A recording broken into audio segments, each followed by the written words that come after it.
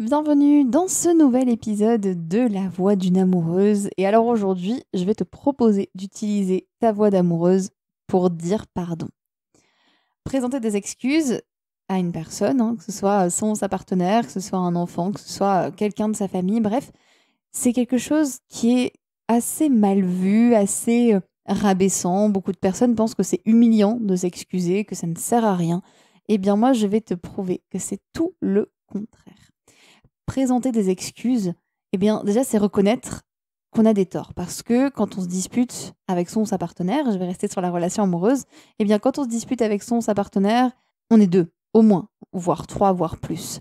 Il n'y a pas qu'une seule personne qui se dispute. Donc, les torts sont plus ou moins partagés et c'est important d'aller voir un petit peu, moi, qu'est-ce que j'ai dit qui aurait pu vexer l'autre ou les autres. Donc, s'excuser, c'est aller voir de quoi je suis responsable. C'est aller voir finalement où est-ce que j'ai tort. Et ce n'est pas du tout quelque chose de rabaissant. Moi, je trouve que s'excuser, c'est une force et c'est le fait de reconnaître ses erreurs qui nous aide à avancer. C'est ce qu'on appelle de l'intelligence relationnelle et aussi une belle forme d'amour. Et je pense que quand tu arrives à t'excuser, tu peux être vraiment fier. Alors je te dis ça, mais c'est pas facile pour moi. Parce que moi, s'excuser, c'est pas trop mon truc. J'ai beaucoup de mal, j'ai une grosse fierté, je suis assez têtue, donc reconnaître que j'ai eu tort, c'est compliqué. Et pourtant, maintenant que je chemine un peu avec tout ce chemin de communication autour des relations, des émotions, et ben même quand je me dispute avec mon partenaire, j'ai toujours une petite voix qui me dit là t'es allé trop loin. Donc je l'écoute pas tout de suite, je laisse un peu de temps, mais je sais forcément que je vais venir m'excuser. Et ça fait du bien, en fait, d'aller s'excuser. Ça soulage et puis ça fait du bien aussi quand l'autre s'excuse. C'est aussi ça qui fait, que la relation peut repartir de plus belle. Donc dis-toi que s'excuser, non seulement ça fait un bien fou à l'autre, mais ça va faire aussi un bien fou à toi.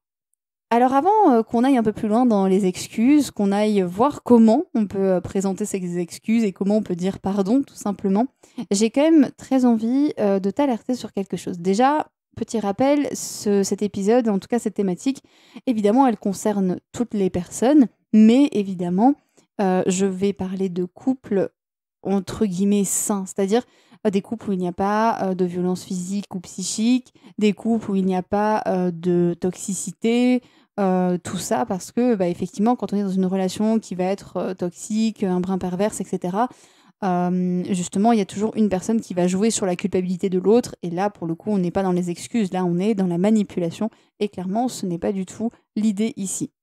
Donc ça, j'avais vraiment envie que tu l'aies en tête. Ensuite, j'avais envie de t'inviter justement à différencier culpabilité et responsabilité. J'avais une époque où mon leitmotiv, c'était un petit peu responsable mais pas coupable. Je suis responsable de ce que je dis, je suis responsable de la manière dont je vais le dire. Par contre, je ne suis pas responsable de la manière dont l'autre va prendre ce que je dis. Ça veut dire que je ne suis pas responsable des émotions de l'autre. Je suis responsable de mon comportement en moi. Donc, j'ai de la responsabilité. Et c'est sûr que si je prends, si je parle mal à mon partenaire, je risque de le blesser et je dois assumer cette responsabilité. Je lui ai mal parlé, donc potentiellement, je l'ai blessé. Par contre, si par exemple, je vais vers mon partenaire, que je m'excuse ou que voilà, j'essaie d'entamer une discussion et que lui se ferme totalement, je suis pas responsable de cette fermeture-là. Et c'est OK. Il a le droit de se fermer, il a le droit de ne pas avoir forcément envie de me parler maintenant. C'est tout à fait OK, ça viendra peut-être plus tard, mais ce que je veux dire, c'est que tu n'es pas responsable des réactions des autres. Si ton partenaire ou ta partenaire vient un jour et que là, tu sens qu'elle est super énervée, qu'elle t'envoie un peu bouler, etc., tu n'es pas responsable de ça, c'est pas ta faute. C'est peut-être qu'elle a passé une mauvaise journée, qu'elle a envie de se reposer, qu'elle n'y arrive pas, bref. Donc, je t'invite aussi à te dire, c'est pas ma faute. Peut-être que là, aujourd'hui, c'était pas une bonne journée pour Yael et que, bon, je vais peut-être devoir laisser un peu de temps et puis finalement, on finira peut-être par discuter. Peut-être que là aussi, Yael pourra te faire ses excuses, mais tu n'es pas responsable. Ce n'est pas de ta faute. Dans une relation amoureuse ou dans n'importe quelle relation, on est plusieurs. Donc, l'idée, c'est de porter la responsabilité à plusieurs et donc tu ne peux pas porter tout le fardeau sur tes épaules. Ce sera la thématique, je pense, d'une prochaine vidéo, d'un prochain podcast, mais vraiment, c'est très très important, je trouve, de différencier la responsabilité et la culpabilité. D'autant plus que la culpabilité, ça peut être très très dur. Si tu te sens en permanence coupable, tu seras jamais vraiment en sécurité dans une relation et c'est difficile. Bon, ça c'est quelque chose qu'on peut évoquer en séance d'accompagnement. Donc si tu le souhaites, je t'invite à regarder un peu plus bas dans la description du podcast et tu auras tous les liens pour me contacter si tu souhaites discuter de ta culpabilité, par exemple. Donc j'avais très très envie quand même de t'en parler parce que justement quand tu t'excuses, hein, on l'a dit, c'est prendre ses responsabilités, c'est ok, je me sens coupable de ce que j'ai fait, mais ça ne va pas plus loin. Hein, c'est pas je prends les émotions des autres, je prends tout ce que vit l'autre et je me sens hyper coupable de ce que vit l'autre. C'est vraiment pas ça l'idée. Alors souvent, on trouve des excuses pour ne pas s'excuser. Voilà. Alors c'est souvent le cas, hein. Par exemple, quand quelqu'un va dire non, mais là ça fait trop longtemps, ça fait 3 semaines, non, non, franchement ça sert à rien, de toute façon, il y a à oublier. On n'oublie jamais. On n'oublie jamais ce qui s'est passé et ça revient forcément un jour ou l'autre dans une dispute, dans une discussion. Donc, il n'y a pas de timing parfait pour les excuses. Et même une semaine, un mois, un an après, t'excuser, ça a toujours autant de valeur et ça aura toujours autant de valeur aux yeux de la personne vers qui tu vas t'excuser. Donc, l'excuse du timing et du temps, non, ça ne marche pas. Et il n'est jamais trop tard pour s'excuser. Évidemment, je t'invite aussi à jouer le jeu parce que l'autre phrase qu'on peut entendre très souvent, c'est oui, mais ça y est, je lui ai dit que j'étais désolée, je lui ai dit pardon.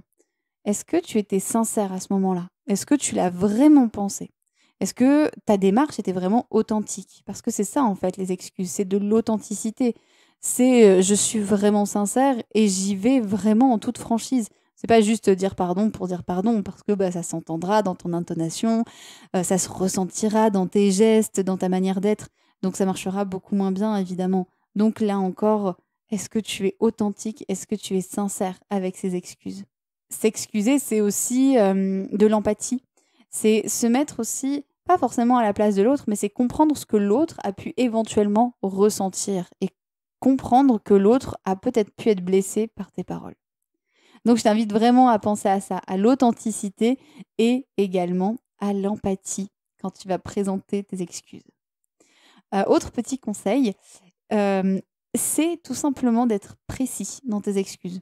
Parfois, ça peut être nécessaire d'être vraiment le plus ou la plus précise possible et pas dire juste bah, je suis désolée de t'avoir mal parlé, mais d'aller un peu plus en profondeur et dire bah, je suis désolée de t'avoir dit que tu avais tel comportement qui ne me convenait pas. Voilà, hier soir, pendant qu'on mangeait, j'ai été désagréable, je t'ai dit telle phrase, j'ai senti que ça t'avait blessé, je suis désolée. Remets un maximum de contexte.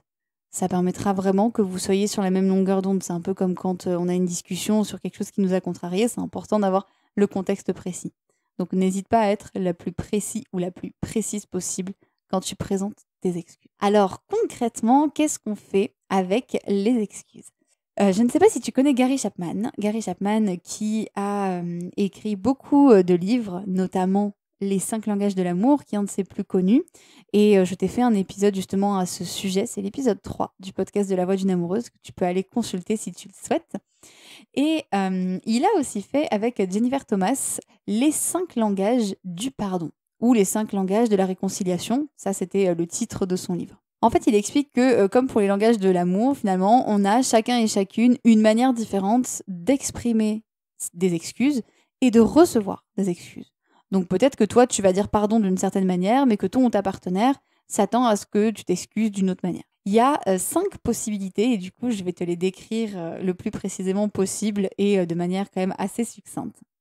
La première, c'est d'exprimer des regrets au verbal. Donc ça, c'est un peu le côté basique de dire par exemple bah, désolé de t'avoir blessé. Ça va être vraiment être dans les paroles. Je suis désolée, pardon de t'avoir fait mal, pardon de t'avoir dit ça, pardon de m'être emportée. Et c'est vraiment voilà, une première étape. Pour moi, il faut aller un peu plus loin, mais c'est la première manière. Et c'est la manière de montrer que tu as des regrets sur voilà, le fait d'avoir agi comme ça. Ça peut être je n'aurais pas dû te dire ça ou j'aurais dû faire plus attention et ne pas me mettre en colère pour ça. Le deuxième langage, c'est prendre la responsabilité de tes actes. C'est un peu ce que je te disais tout à l'heure, c'est-à-dire que s'excuser, ça suffit pas, il faut être authentique et en fait, il faut assumer. Il faut prendre ses responsabilités finalement. Parce que c'est très facile d'aller vers le oui, mais. Tu connais un peu le oui, mais oui, mais je t'ai parlé comme ça, mais tu comprends, j'étais hyper énervée, j'ai passé une journée pourrie au boulot, mon patron m'a vraiment fait chier, donc désolée. Oui, mais là, j'étais hyper concentrée, j'étais en train de lire et tu m'as interrompu, ça m'a gonflé. Non, non, on oublie le oui, mais, on efface le oui, mais et on prend la responsabilité et on reconnaît ce qu'on a fait. Effectivement, je t'ai mal parlé. Effectivement, j'ai été désagréable. Effectivement, j'ai été de très mauvaise humeur. Point à la ligne, j'ai presque envie de dire. C'est vraiment juste assumer et ne pas se trouver de justificatif. Parce que finalement, il n'y en a pas, tout simplement. Donc voilà, ça peut être de dire j'ai eu tort d'agir comme ça. Là encore, tu peux utiliser je n'aurais pas dû agir comme ça. Tu peux évidemment parler et dire voilà ce qui s'est passé pour moi. Effectivement, j'ai passé une très mauvaise journée et du coup, j'ai été très désagréable. Je m'en excuse parce que tu n'avais rien demandé et parce que ce n'était pas à toi de te prendre ma colère. Tout simplement. L'idée, c'est vraiment d'assumer. Troisième langage du pardon, c'est le fait de ne plus réitérer. C'est la fameuse phrase qu'on entend et qui, moi, ne m'aide pas trop, par exemple, mais c'est je ne le referai plus. Alors attention là aussi, parce que l'idée de dire je ne recommencerai pas, voilà, là je t'ai hurlé dessus, mais je recommencerai pas, c'est promis. Si tu dis ça, engage-toi. C'est un engagement, c'est quelque chose que tu dois tenir. Et c'est pour ça que j'appuie vraiment sur le fait que là, je m'intéresse et je parle pour des relations entre guillemets normales ou entre guillemets saines, mais surtout pas des relations avec de la violence. Parce qu'une personne qui a été violente avec toi et qui te dit je ne le referai plus, c'est promis, moi, je tire quand même une grosse, grosse sonnette d'alarme et non, non, non. Ça, pour le coup, ça ne compte pas. Bref, je ferme la parenthèse. Mais tout ça pour te dire que c'est vraiment un engagement. Ça peut être aussi de réfléchir à comment tu pourrais faire la prochaine fois. Si je reprends mon exemple de j'ai passé une super mauvaise journée, mon patron m'a gonflé et du coup j'étais hyper désagréable avec toi. Tu sais quoi, la prochaine fois que je passe une journée horrible au boulot comme ça, au lieu de rentrer direct à l'appart, je vais marcher, je vais faire un tour, je vais aller me balader, je vais traîner un petit peu et puis je rentrerai et je pense que ça va me calmer, que je serai beaucoup plus détendue. Finalement, la question c'est vraiment comment je peux faire autrement? Comment je peux faire pour que ça ne réarrive pas? Parce que si tu dis finalement je ne le referai plus, l'idée c'est que ça ne réarrive pas. Alors ça va réarriver, que tu te mettes en colère ou que voilà tu y ait des mots un peu plus hauts qu'un autre. C'est ok, mais c'est essayer de trouver des astuces pour que justement ça ne se repasse pas. C'est que par exemple, moi, il y avait une époque où le matin j'étais assez désagréable et je râlais beaucoup. Et du coup, maintenant, pour essayer d'éviter un peu tout ça, je prends le temps quand je me réveille d'abord d'ouvrir les yeux, de m'étirer, de lire un petit peu si j'ai le temps, de traîner un peu avant d'entamer une conversation avec mon partenaire. Comme ça, j'ai tendance à être un petit peu moins agressive puisque j'ai tendance à me réveiller un peu plus vite. Quatrième langage, la compensation. La compensation, c'est aller au-delà des mots. Là aussi, je tire toujours des petites sonnettes d'alarme parce que l'idée, c'est pas de dire je suis désolée, j'ai pas été cool, allez, je te paye un resto ou allez, je t'offre un gros cadeau ou le coup de je t'offre des fleurs ou je t'offre n'importe quoi pour me faire pardonner. On n'achète pas les gens, on n'achète pas l'amour d'une personne. Mais ça peut être quand même de proposer un acte, pourquoi pas, que la personne accepte. Une main sur l'épaule, ça peut être tiens, voilà, je suis désolée, je vais faire à manger ce soir. Si tu veux, voilà, détends-toi, je vais faire à manger ce soir. Ça peut être un câlin aussi. Avec mon copain, on a un peu mis en place le câlin du pardon. Donc, des fois, quand c'est assez tendu et qu'on s'est disputé, souvent, je sais que moi, je vais avoir besoin justement d'utiliser le je suis désolée et d'expliquer ce qui s'est passé pour moi et de m'excuser et de lui dire que voilà, d'utiliser beaucoup les paroles à ce moment-là. Et lui, il va souvent venir me poser une petite main sur l'épaule, éventuellement me faire un câlin si je suis d'accord en me demandant. Et c'est un peu notre câlin du pardon et c'est un peu ok, on se fait un câlin et on s'apaise tout doucement. Donc c'est un peu voilà voir qu'est-ce qui marche pour toi, avec quoi tu es à l'aise et avec quoi ton ou ta partenaire est à l'aise.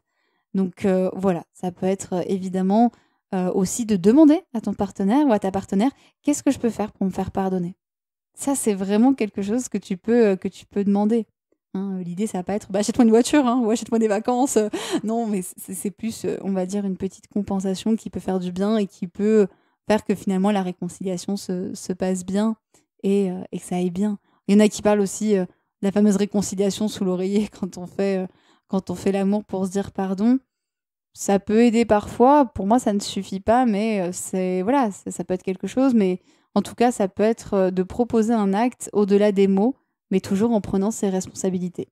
Et le dernier langage de réconciliation ou du pardon, qui est pour moi un langage qui est super important, ou en tout cas qui est une sorte de règle, c'est laisser le temps et ne pas faire pression sur l'autre.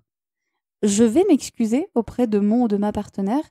C'est pas pour autant qu'elle va me pardonner, en fait. C'est pas je me suis excusée, donc tu me pardonnes. En fait, ça coule pas de source. C'est un petit peu comme quand on fait une demande dans la communication non violente, quand on a des besoins et qu'on fait une demande, l'autre n'est pas obligé de répondre à notre demande, hein. C'est complètement OK. L'autre n'est pas du tout obligé d'accepter nos excuses, ou alors il peut les accepter, mais plus tard. Peut-être que elle va avoir besoin de beaucoup plus de temps. Peut-être que toi, tu vas t'excuser 10 minutes après ce qui s'est passé. Et peut-être que la personne que tu aimes va te dire, moi là, j'ai besoin de temps. J'ai besoin de laisser passer une soirée. Écoute, on en reparle demain. Et voilà. Et puis des fois, suivant l'acte dont il s'agit, ça peut être encore plus long. Donc, laisser de l'espace, finalement. Et d'ailleurs, c'est aussi une très belle preuve d'amour, hein, de laisser du temps et de l'espace à la personne. Parce que on n'est pas obligé d'accepter nos excuses. Je parlais d'humilité tout à l'heure, mais c'est vraiment ça. Quand on présente ses excuses, il faut que ce soit un acte en fait qui soit désintéressé. C'est pas je m'excuse pour que tu me pardonnes et pour que tout redevienne comme avant. C'est vraiment je m'excuse et je te laisse la totale liberté de les accepter ou de les refuser. Mais par contre, j'ai fait ma part. Moi, je me suis excusée et je vais pas, par exemple, m'excuser tous les 2 jours parce que tu m'as pas pardonné. Parce que ça aussi, ça peut être finalement rentrer dans un cercle vicieux. Donc l'idée, c'est pas dire non, mais je t'ai pas pardonné, continue à t'excuser. Je t'ai présenté mes excuses et je te laisse vraiment libre d'en faire ce que tu veux, de les accepter ou de ne pas les accepter. Par contre, je ne vais pas m'excuser tous les 2 jours, tous les 3 jours. Alors moi, je trouve que finalement, tous ces langages-là, ils sont vachement complémentaires, finalement. Donc finalement, j'ai envie de dire, s'il y en a un qui te parle un peu plus, vas-y. Mais ils sont un peu tous liés, hein, finalement. Que ce soit de passer par la parole en disant je suis désolée, d'assumer ses responsabilités, de s'engager à ne plus recommencer ou à agir autrement, de pourquoi pas proposer une compensation, que ce soit une petite attention, un petit cadeau ou un petit geste, et enfin de laisser du temps à l'autre pour qu'elle accepte ou pas tes excuses. J'ai un peu cette impression que finalement, c'est un peu comme si c'était des étapes, mais que finalement tout va ensemble. Est-ce que toi, il y a une de ces étapes, en tout cas, ou un de ces langages qui te parle un peu plus? Qu'est-ce qui est le plus facile pour toi quand tu dois t'excuser auprès de quelqu'un? Est-ce que c'est de compenser? Est-ce que c'est d'assumer directement ce qui s'est passé? Est-ce que c'est d'aller dire à la personne je suis désolée? Est-ce que c'est de lui laisser un peu de temps? Et à l'inverse, je t'invite aussi à te demander qu'est-ce qui est le plus confortable pour toi quand tu reçois des excuses? Est-ce que quand ta partenaire vient s'excuser, tu as besoin qu'elle te fasse un câlin, qu'elle te dise qu'elle est désolée? Est-ce que tu as besoin que ta partenaire te laisse du temps, te laisse de l'espace? Est-ce que tu as besoin qu'elle reconnaisse ses torts, ses responsabilités? Voilà un petit peu ce que je voulais te partager sur les excuses et puis te rappeler que souvent, généralement, c'est aussi une histoire de plusieurs personnes, la relation, et que souvent les excuses sont mutuelles et que c'est comme ça que la relation avance. J'avais envie de terminer cet épisode de podcast assez rapidement sur une réflexion sur le pardon, justement. Alors, je vais pas aller très loin dans cette réflexion parce que sinon il faudra encore 40 minutes de podcast, mais je trouvais ça quand même hyper important de te parler du pardon. Et alors, bien sûr, là, je parle des actes beaucoup plus graves, hein, pas forcément de quelqu'un qui t'a mal parlé, mais ça peut être une relation où ça s'est très mal fini, ça peut être de la violence, etc. Bref, j'ai pas du tout de preuve de ce que j'avance, hein, c'est ma manière de voir les choses, mais je pense qu'on n'est pas forcément obligé de pardonner pour avancer. Ça aide de pardonner, ça permet d'être bien, que ce soit de se pardonner soi-même ou que ce soit de pardonner à l'autre, mais on peut très bien avancer et ne pas pardonner tout de suite ou ne pas pardonner du tout. Je pense que le pardon, oui, c'est important, oui, c'est un magnifique acte, mais si c'est pas OK pour toi et si c'est pas possible parce que ça allait trop loin, c'est pas grave en fait. Et je pense que c'est OK, ne te sens pas coupable si en ce moment c'est pas le moment pour toi de pardonner et si tu n'as pas envie, parce que tu en as complètement le droit. Au contraire, c'est aussi ton plein pouvoir de choisir de pardonner ou pas, et puis tu peux être complètement heureux, heureuse sans forcément pardonner.